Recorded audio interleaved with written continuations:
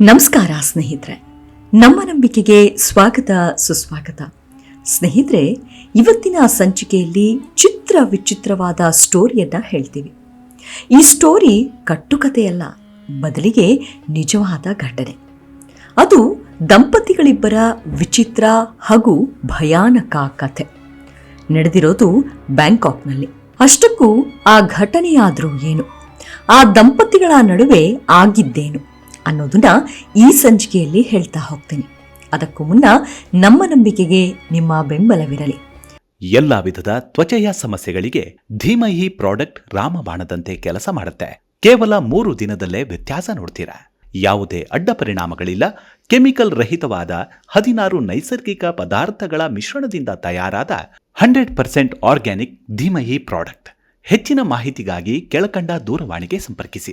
ಸ್ನೇಹಿತರೆ, ಬ್ಯಾಂಕಾಕ್ನಲ್ಲಿ ನಡೆದ ಈ ಘಟನೆ ಇಬ್ಬರು ಪ್ರೇಮಿಗಳ ನಡುವೆ ನಡೆದಿರುವಂಥದ್ದು.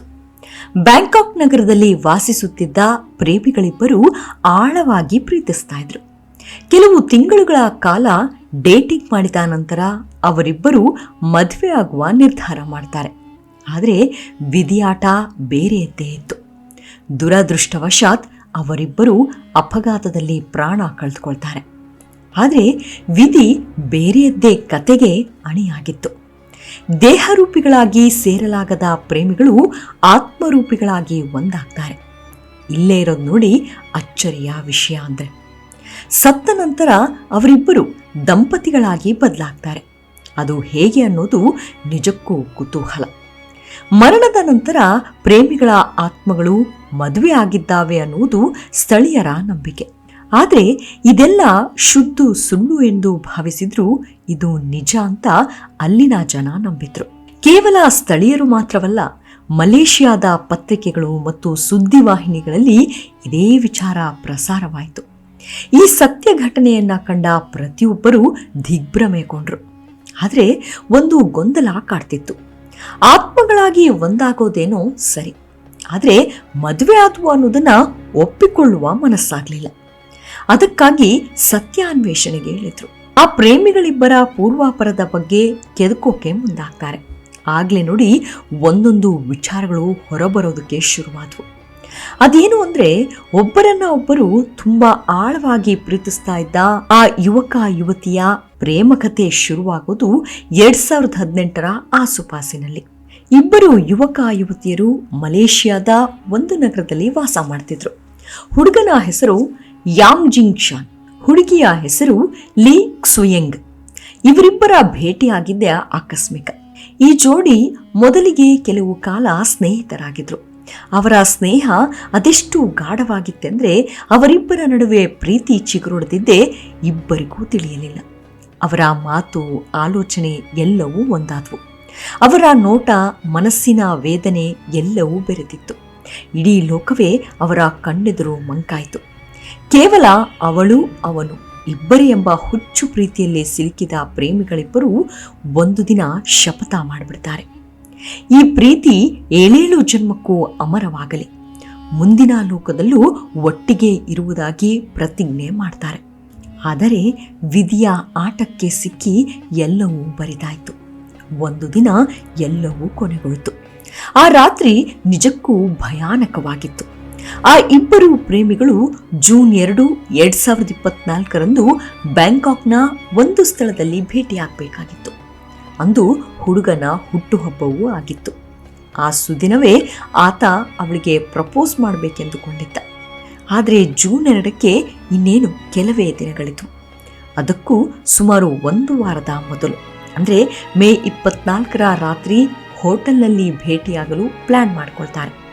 ಆ ರಾತ್ರಿ ಯೋಜಿಸಿದಂತೆ ಇಬ್ಬರು ಆ ಹೋಟೆಲ್ಗೆ ತೆರಳುವುದಕ್ಕೆ ಕಾರಿನ ಪಾರ್ಕಿಂಗ್ ಬಳಿ ಬರ್ತಾರೆ.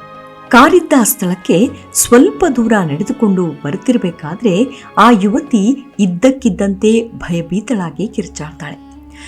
ಜೊತೆಗಿದ್ದ ಯಾಂಗ್ಗೆ, ನಮ್ಮ ಹಿಂದಿನ ಬದಿಯಲ್ಲಿ ಒಂದು ದೊಡ್ಡ ಕಪ್ಪು ನೆರಳು ನಮ್ಮತ್ತ ಕೈ ಬೀಸಿ ಕರೆಯುತ್ತಿರುವುದನ್ನ ನಾನು ನೋಡಿದೆ ಎಂದು ಹೇಳಿದಳು.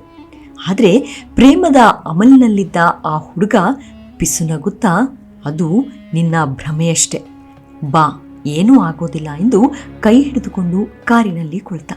ಆದರೂ ಆಕೆಯ ಆ ಭಯ ಅವನನ್ನು ಆವರಿಸಿತ್ತು. ಕಾರ್ ಸ್ಟಾರ್ಟ್ ಮಾಡಿ ಸ್ವಲ್ಪ ದೂರ ಸದ್ದಿಲ್ಲದೆ ಚಲಿಸುತ್ತಲೇ ಇತ್ತು. ಆದರೆ ಇದ್ದಕ್ಕಿದ್ದಂತೆ ಒಂದು ಟ್ರಕ್ ಅವರಿದ್ದ ಕಾರಿನ ಸಮೀಪಕ್ಕೆ ಬಂದು ಬಿಡ್ತು. ಯಾಂಗ್ ಜಿಂಗ್ಸನ್ ಮುಂದೆ ಬರುತ್ತಿದ್ದ ಟ್ರಕ್ ಕಂಡು ಭಯಗೊಂಡವನೇ ಪದೇ ಪದೇ ಹಾರನ್ ಮಾಡಿದ. ಆದರೂ ಅದು ನಿಲ್ಲಲಿಲ್ಲ. ಅವನ ಪಕ್ಕದಲ್ಲಿ ಕುಳಿತಿದ್ದ ಯುವತಿ ಲೀ ಕ್ಸುಯೆಂಗ್ ಕೂಡ ಜೋರಾಗಿ ಕಿರುಚುತ್ತಿದ್ದಳು. ಆದರೆ ಒಂದು ಆತ್ಮ ಅವರನ್ನು ಆಕ್ರಮಿಸಲು ಪ್ರಯತ್ನಿಸುತ್ತಿರುವಂತೆ ತೋರುತ್ತಿತ್ತು. ಇದ್ದಕ್ಕಿದ್ದಂತೆ ಟ್ರಕ್ ಮತ್ತು ಕಾರು ಅತಿ ವೇಗದಲ್ಲಿ ಪರಸ್ಪರ ಡಿಕ್ಕಿ ಹೊಡೆದು ಪ್ರೇಮಿಗಳು ಸ್ಥಳದಲ್ಲೇ ಸಾವನ್ನಪ್ಪಿದ್ರು.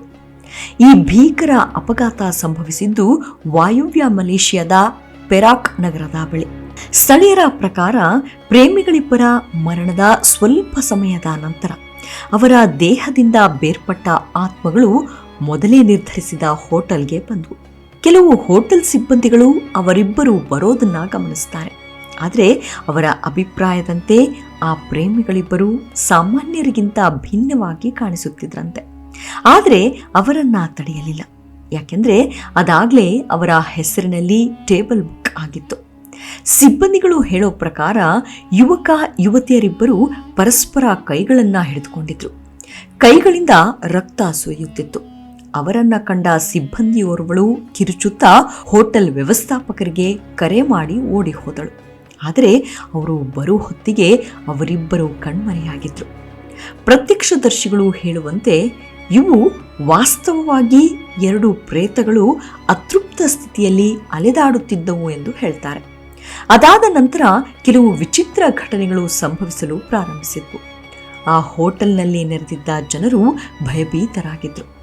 ಆ ಪ್ರೇಮಿಗಳಿಬ್ಬರ ನಿಧನದ ಸುದ್ದಿ ಎಲ್ಲೆಡೆಯೂ ಹಬ್ಬಿಬಿಟ್ಟಿತ್ತು. ಸಾಲದಕ್ಕೆ ಅವರಿಬ್ಬರು ಮದುವೆ ಆಗುವ ವಿಚಾರವೂ ಎಲ್ಲೆಡೆ ಹರಿದಾಡಿತ್ತು.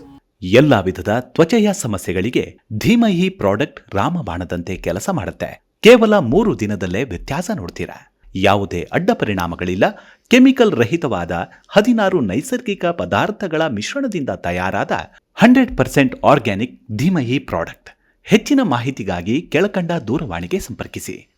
ಆ ಹೋಟೆಲ್ನಲ್ಲಿ ನಡೆಯಲಿದ್ದ ನಾನಾ ಮದುವೆ ಕಾರ್ಯಕ್ರಮಗಳು ರದ್ದಾದವು.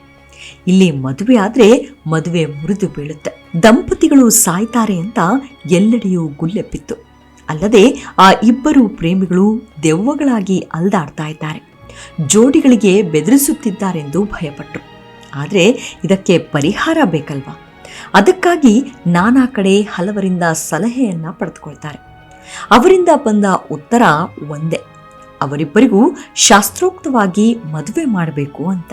ಅದಕ್ಕಾಗಿ ಮಲೇಷಿಯಾದ ಪುರೋಹಿತರ ಸಲಹೆ ಪಡೆದು ಒಂದು ದಿನಾಂಕವನ್ನ ನಿಗದಿಪಡಿಸ್ತಾರೆ.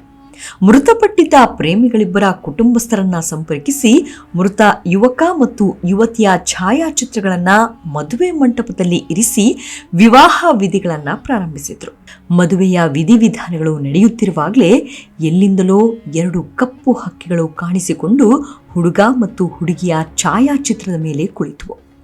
ಮದುವೆಯ ವಿಧಿವಿಧಾನಗಳು ಮುಗಿದ ತಕ್ಷಣಕ್ಕೆ ಆಕಾಶದೆತ್ತರಕ್ಕೆ ಹಾರಿದ್ವು. ಅಲ್ಲಿ ನಿಂತಿದ್ದ ಜನರು ಈ ದೃಶ್ಯವನ್ನ ಕಂಡು ಮೂಕ ಪ್ರೇಕ್ಷಕರಾಗಿದ್ರು. ಅವುಗಳನ್ನೇ ಆಶ್ಚರ್ಯದಿಂದ ನೋಡುತ್ತಾ ನಿಟ್ಟುಸಿರು ಬಿಟ್ರು. ಅಲ್ಲಿನ ಸ್ಥಳೀಯರ ಪ್ರಕಾರ ಆ ಕಪ್ಪು ಹಕ್ಕಿಗಳು ಬೇರ್ಯಾರೂ ಅಲ್ಲ, ಇಬ್ಬರು ಪ್ರೇಮಿಗಳ ಆತ್ಮಗಳು ಎಂದರು. ಆದರೆ ಈ ಘಟನೆ ಎಷ್ಟು ಸತ್ಯವೋ ಎಷ್ಟು ಕಪೋಲ ಕಲ್ಪಿತವೋ ಏನೋ.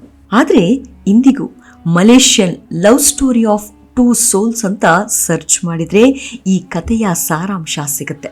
ಅದು ಅಲ್ಲದೆ ಸಾಕಷ್ಟು ವೀಕ್ಷಣೆ ಪಡೆದ ವಿಡಿಯೋಗಳಲ್ಲಿ ಇದು ಕೂಡ ಒಂದು.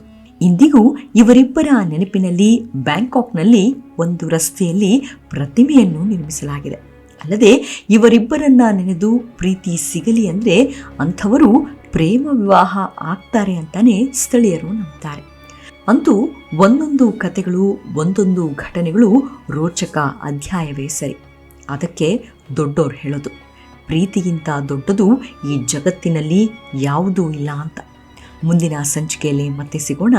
ಅಲ್ಲಿಯವರೆಗೂ ನಿಮ್ಮ ಆರೋಗ್ಯದ ಕಡೆ ಗಮನವಿರಲಿ. Take care. ನಮಸ್ಕಾರ.